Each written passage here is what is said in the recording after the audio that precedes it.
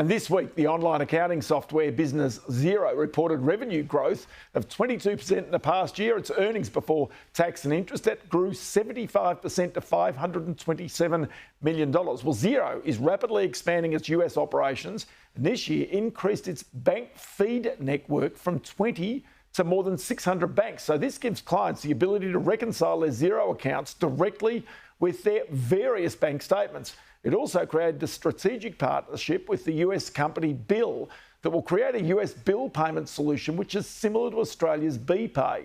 Xero now has 4.2 million small business subscribers. 2.4 million of those are in Australia or New Zealand.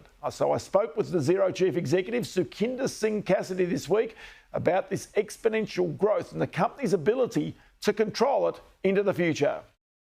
We equip small businesses with the information they need to run their business. Sure, but lots of other companies could do that as well. Well, they could, but they don't. The company was founded 17 years ago on the premise that people wanted to collaborate with their advisors, that they wanted access to their data real time, that stuff was going to come out of a shoebox and online, and that macro tailwind, in fact, is true. But okay, 17 years later, this thing's growing fast right now. Why is it growing so fast right now? Because I think we deliver a really nice balance of a business model that works, meaning the right ways to acquire customers through accountants and bookkeepers, and directly, we spend money to acquire.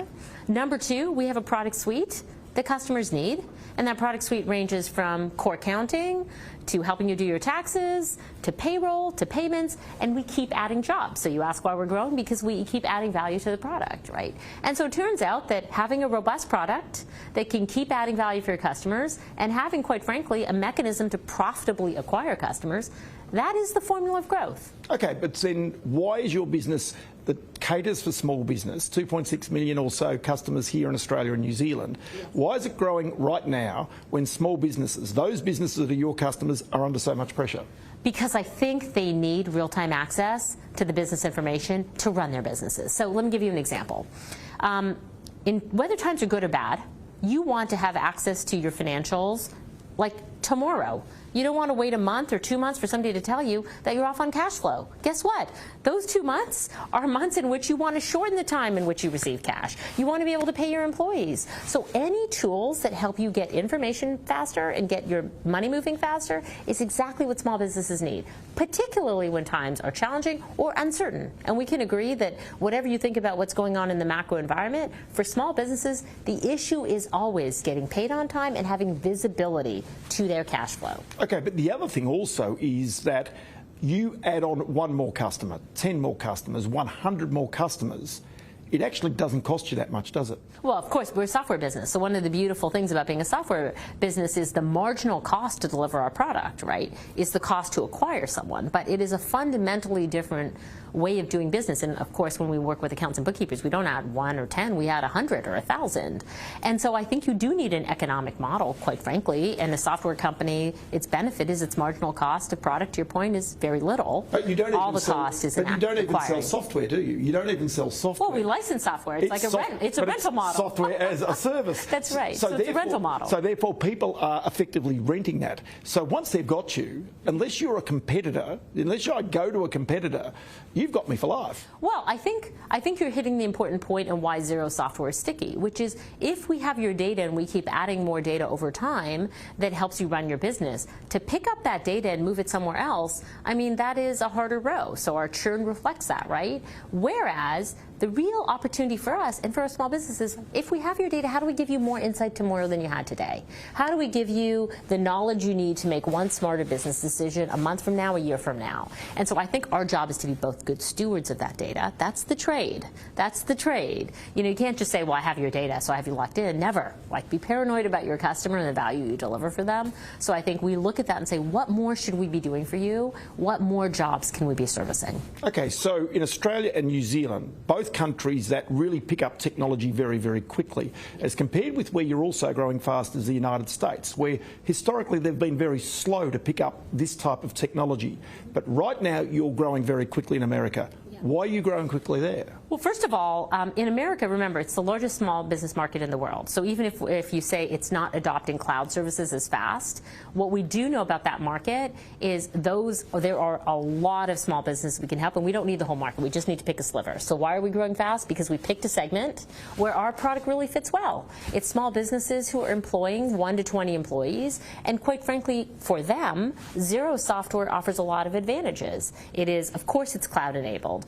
Of course, it works with their accountants and bookkeepers, but it's also software where they can plug and play other applications they use. So you may or may not be aware, we have an ecosystem, an app store on Xero, and all the best products in the United States, whether you are a bill payment custom company like Bill.com, whether you're Shopify, whether you're Toast that runs, all the restaurants in the U.S., all of those apps are available to integrate with Xero in our ecosystem. So the U.S. market is one where SMBs want choice, and they want to be able to mix and match other software they use with Xero, and that's a big differentiator for us. But you're doing a deal with Bill right now. That's right. That's right. We're integrating a bill payments platform, which, to my mind, is a bit similar to BPay in Australia. Yes, correct. Yes, and America doesn't really have a BPay as such. It doesn't. And in America, you can make, if you think about Australia, you have open banking, and so bank-to-bank payments is more easy to do. But in the U.S., you don't have the equivalent of open banking. And so bill pay workflows and paying your suppliers, making that easy, giving you software to do it, and to be able to use any payment type you want is a big need in the U.S. So you hit it. Like the strategic partnership with Bill is a way of taking at ecosystem partner and saying, gosh, this is services our customers really need. We're not going to build it, so let's embed that software in our project. Okay, but the second thing about America is they have so many banks. You've now created relationships with around 600 banks, and that's gone gangbusters in the past year. It has. Trying to do that as compared with working with, say, 20 banks here in Australia. Exactly. You're hitting it. It's apples and oranges. So the U.S. market, while you noted it might be lower on cloud adoption, it is a large market and very fragmented when it comes to the hundreds of banks that you might bank with as a small business. So to your point, coverage, making sure we're not covering 20 banks, but the hundreds that are in the U.S., very important for you to have bookkeeping software that works, right? Because we want to automate that information coming straight from your bank into our product. We don't want you to have to type it in. And so these are all product enhancements that have been leading to our growth in the U.S. But as I said, one of the biggest things about the U.S. for us is we are what we'd call an open platform. We can work with all the other software you use in the SMB market in the U.S., and that's really important. Okay, so we talked about the fact that you've got the software as the base. Yes. So where are your real costs? Because if you're adding customers, it would seem that your growth exponential, your returns on the equity invested, also become really attractive. Yeah, now that doesn't mean we don't have any costs. The cost for us is in extending our functionality, right? So if you look at our product and technology costs as a component of all of our cost base, we are still investing. Why? Because we're trying to service more jobs. As we said, we're trying to keep adding functionality. So the marginal cost of software is not per customer you add, but you still are adding cost to your system, which is fine because you amortize that over, many hundreds and thousands and ultimately millions of customers. But we are still net investors in technology to make sure we can keep extending the functionality on our software platform. So are you an Australian New Zealand company, or is your aspiration to be an American company?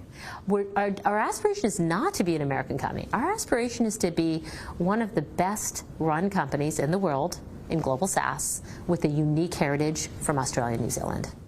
Tell you what, it's good to chat to you. Many thanks for your time. Thank you.